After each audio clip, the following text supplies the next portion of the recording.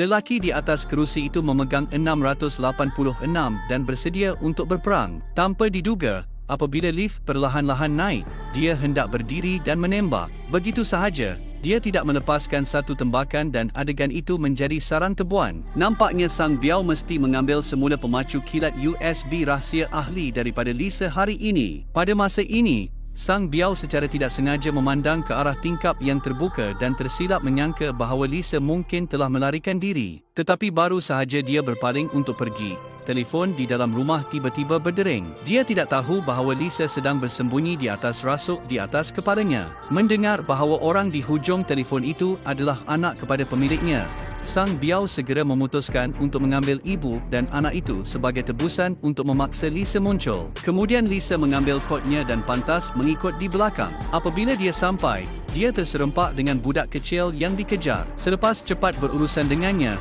dia menyedari bahawa Sang Biao tidak akan berhenti sehingga dia mati jika dia tidak dapat pemacu kilat USB.